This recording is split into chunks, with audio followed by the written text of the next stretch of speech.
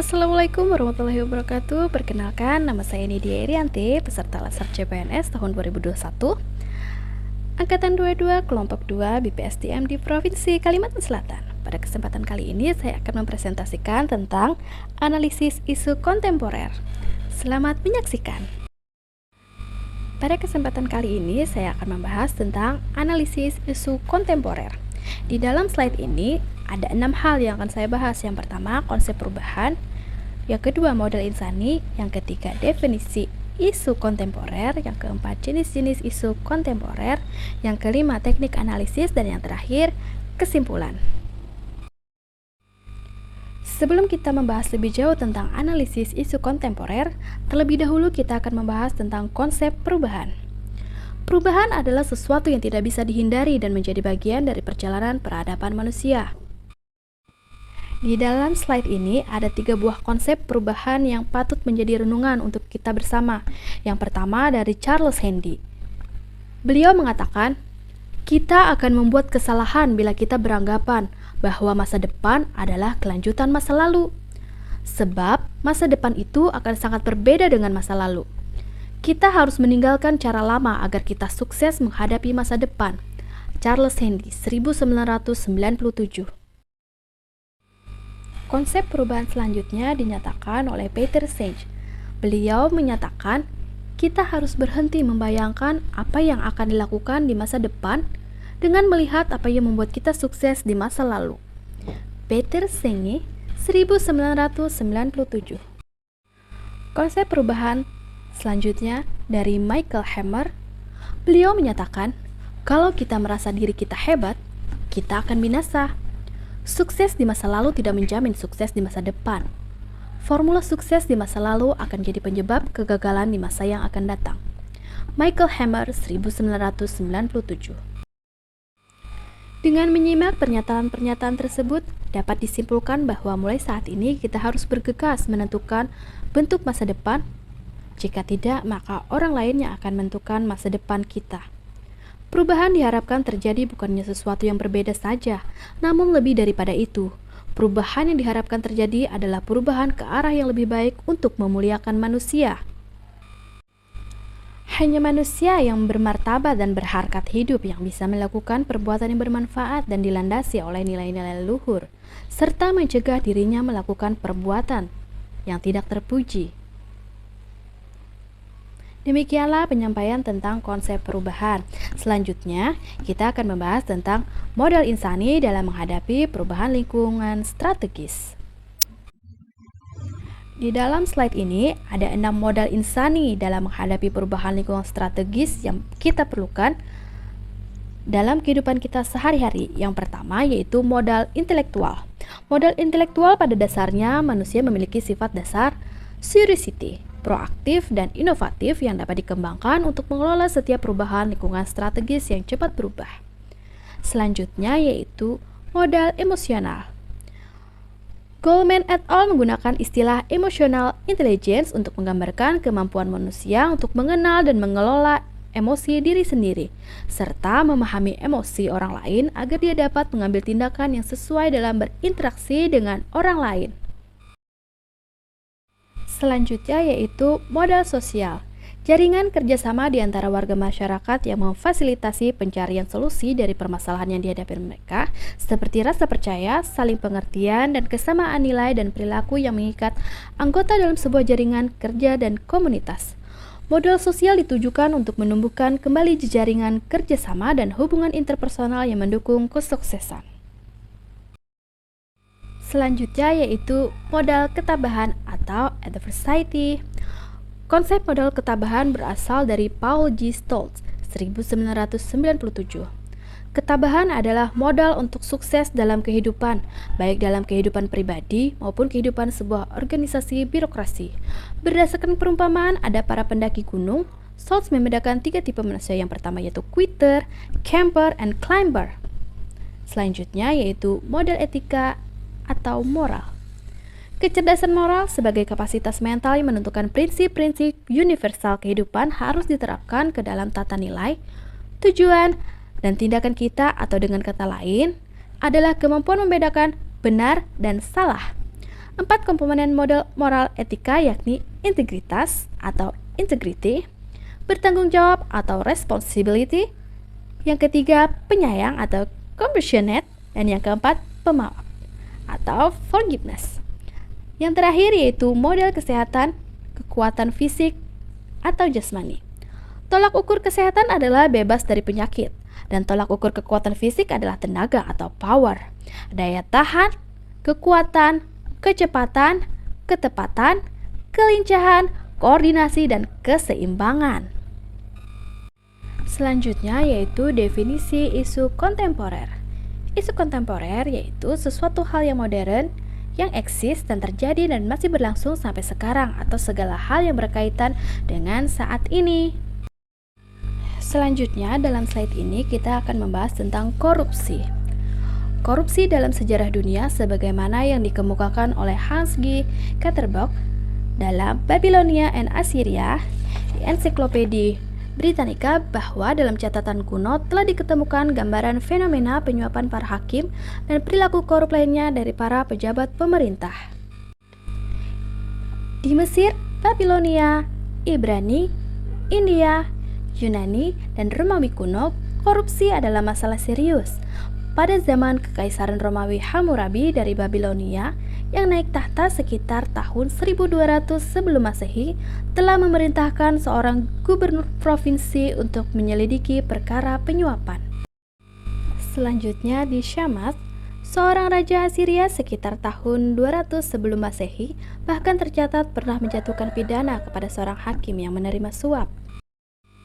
Sedangkan di Cina, Han Sukaryapanku menceritakan bahwa pada awal berdirinya dinasti Han, pada 206 sebelum Masehi, masyarakat menghadapi kesulitan pangan sehingga menyebabkan setengah dari jumlah penduduk meninggal dunia. Yang terakhir, di Indonesia, History of Java karya Raffles pada tahun 1816 menyebutkan karakter orang Jawa sangat nerimo atau pasrah pada keadaan, namun memiliki keinginan untuk dihargai orang lain. Tidak terus terang, menyembunyikan persoalan dan opportunities. Bangsawan Jawa gemar menumpuk harta dan memelihara abdi dalam hanya untuk kepuasan.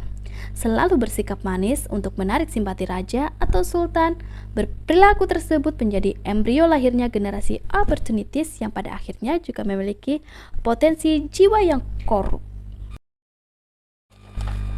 Undang-Undang Nomor 31 Tahun 1999 tentang pemberantasan tindak pidana korupsi beserta revisinya melalui Undang-Undang Nomor 20 Tahun 2001. Secara substansi, Undang-Undang Nomor 31 Tahun 1999 telah mengatur berbagai modus operandi tindak pidana korupsi sebagai tindak pidana formil, memperluas pengertian pegawai negeri sehingga pelaku korupsi tidak hanya didefinisikan kepada orang per orang, tetapi juga pada korporasi, dan jenis penjatuhan pidana yang dapat dilakukan hakim terhadap terdakwa tindak pidana korupsi adalah pidana mati, pidana penjara, dan pidana tambahan. Selanjutnya kita akan membahas tentang narkoba. Menurut Online Etymology Dictionary, perkataan narkotika berasal dari bahasa Yunani yaitu narke, yang berarti terbius, sehingga tidak merasakan apa-apa. Sebagian orang berpendapat bahwa narkotika berasal dari kata narcissus, yang berarti jenis tumbuh-tumbuhan yang mempunyai bunga yang membuat orang tidak sadarkan diri. Narkotika dan obat berbahaya serta nafza yang merupakan singkatan dari narkotika, psikotropika, dan zat adiktif, kedua istilah tersebut dapat menimbulkan kebingungan. Dunia internasional menyebutnya dengan istilah narkotika yang mengandung arti obat-obatan jenis narkotika, psikotropika, dan zat adiktif lainnya, sehingga dengan menggunakan istilah narkotika berarti telah meliputi narkotika, psikotropika, dan bahan zat adiktif lainnya.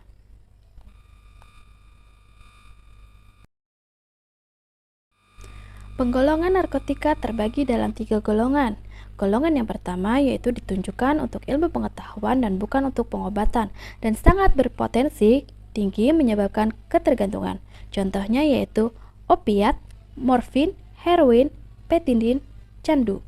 Yang kedua, ganja atau kanabis, marijuana, dan hasis. Yang ketiga, kokain, serbuk kokain, pasta kokain, daun koka. Selanjutnya, golongan 2, Golongan 2 berkhasiat untuk pengobatan dan pelayanan kesehatan dan berpotensi tinggi menyebabkan ketergantungan, contohnya morfin dan petidin. Selanjutnya, golongan yang ketiga yaitu golongan yang berkhasiat untuk pengobatan dan pelayanan kesehatan serta berpotensi ringan mengakibatkan ketergantungan, contohnya kodein. Selanjutnya yaitu penggolongan psikotropika. Yang pertama yaitu golongan 1 hanya digunakan untuk kepentingan ilmu pengetahuan dan tidak untuk terapi, serta sangat berpotensi mengakibatkan ketergantungan, contohnya ekstasi dan LSD. Golongan kedua berkhasiat untuk pengobatan dan pelayanan kesehatan serta berpotensi tinggi mengakibatkan ketergantungan, contohnya amfetamin, syabu, metilfenidat, atau Italin. Selanjutnya yaitu golongan 3. Golongan 3 berkhasiat pengobatan dan pelayanan kesehatan beserta berpotensi sangat mengakibatkan ketergantungan, contohnya pentobarbital, flunitrazepam. Dan yang terakhir yaitu golongan keempat. Golongan 4 berkhasiat pengobatan dan banyak digunakan untuk pelayanan kesehatan serta berpotensi ringan mengakibatkan ketergantungan, contohnya diazepam, bromazepam, fenobarbital, clonazepam, chlordiazepoxide, dan nitrazepam.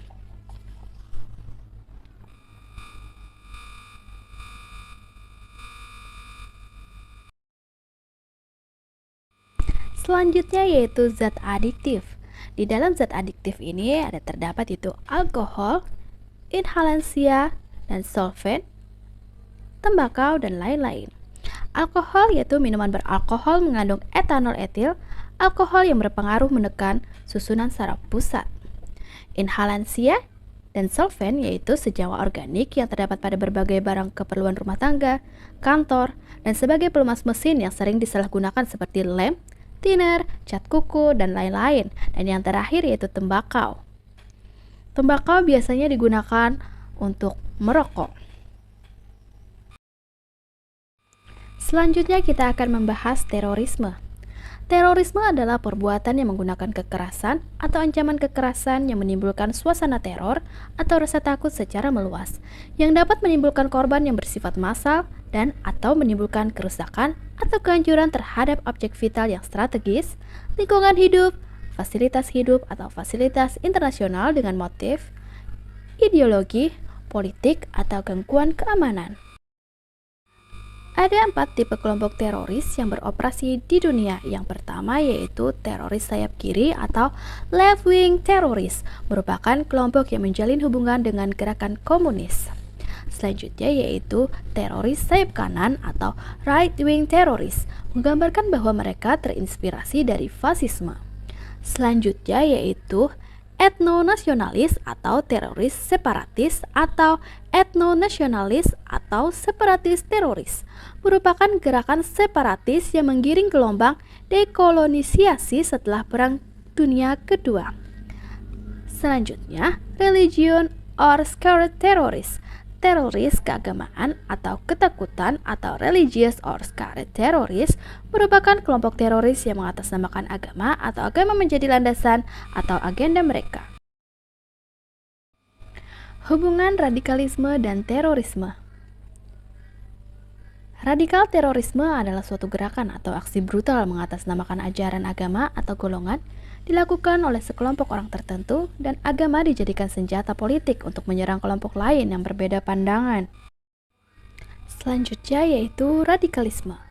Radikalisme merupakan suatu sikap yang menambahkan perubahan secara total dan bersifat revolusioner dengan mencungkir balikan nilai-nilai yang ada secara drastis lewat kekerasan dan aksi-aksi yang ekstrim. Ciri-ciri sikap dan paham radikal adalah tidak toleran atau tidak mau menghargai pendapat dan keyakinan orang lain, fanatik, selalu merasa benar sendiri, menganggap orang lain salah, eksklusif, membedakan diri dari umat umumnya, dan revolusioner, cenderung menggunakan cara kekerasan untuk mencapai tujuan. Selanjutnya kita akan membahas tentang money laundry. Money laundry dalam terjemahan bahasa Indonesia adalah aktivitas pencucian uang. Terjemahan tersebut tidak bisa dipahami secara sederhana karena akan menimbulkan berbeda cara pandang dengan arti yang populer. Bukan berarti uang tersebut dicuci karena kotor seperti sebagaimana layaknya mencuci pakaian kotor. Oleh karena itu, perlu dijelaskan terlebih dahulu sejarah munculnya money laundering dalam perspektif sebagai salah satu tindak kejahatan.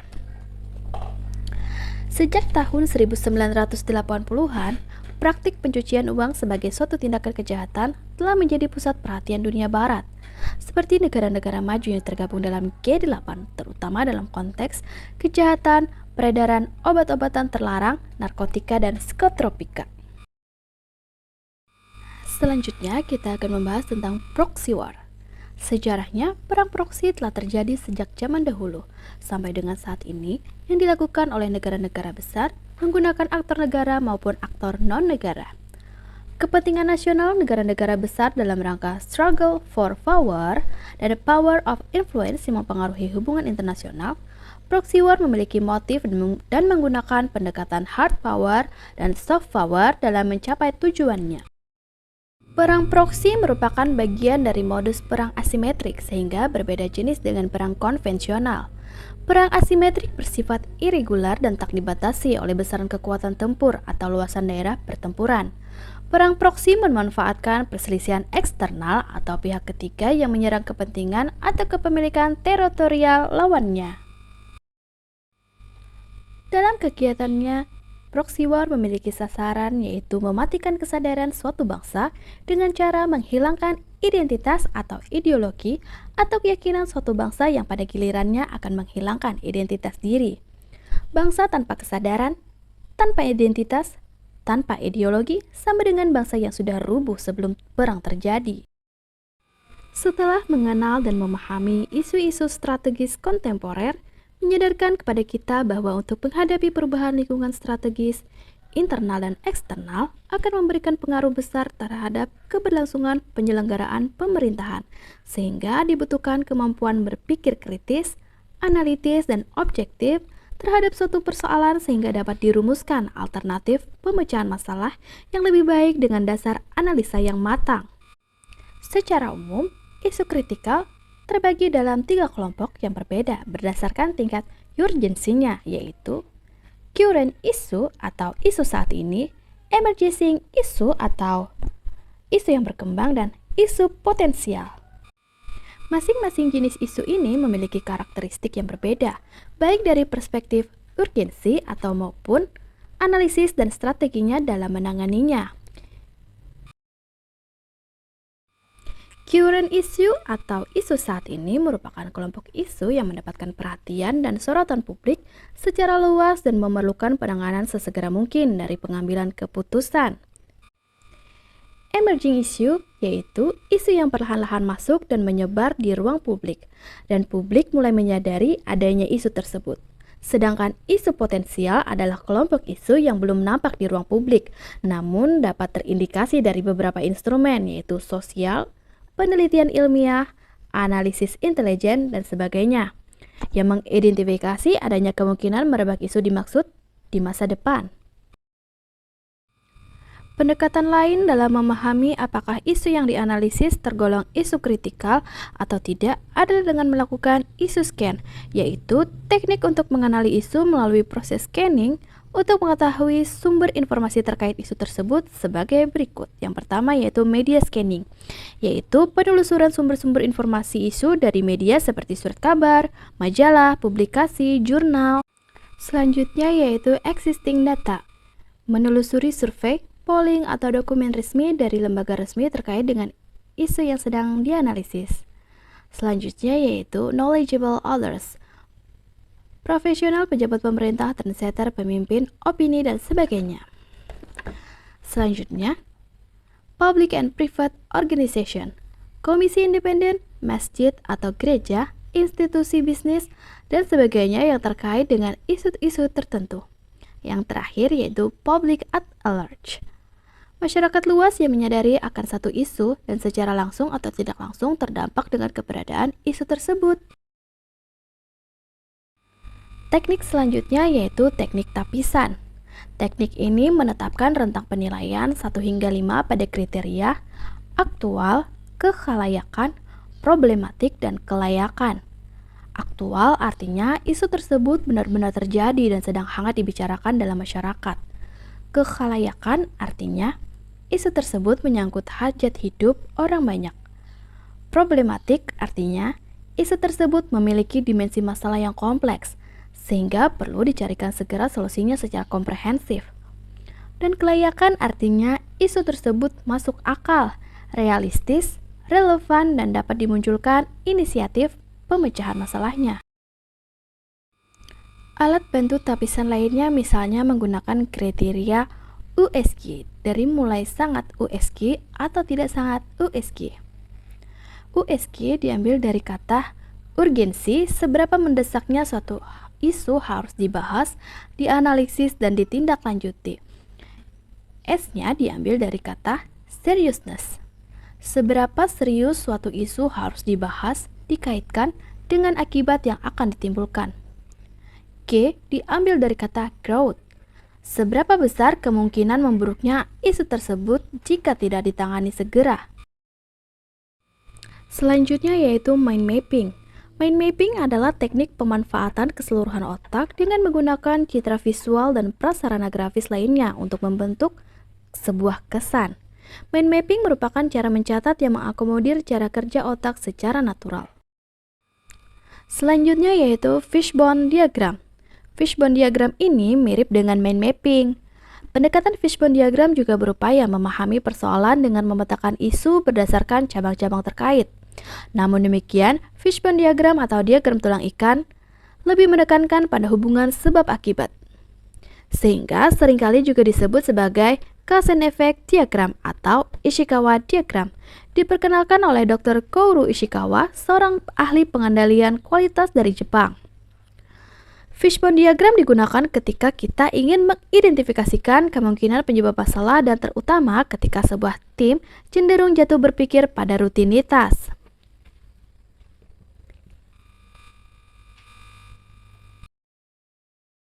Selanjutnya yaitu analisis SWOT.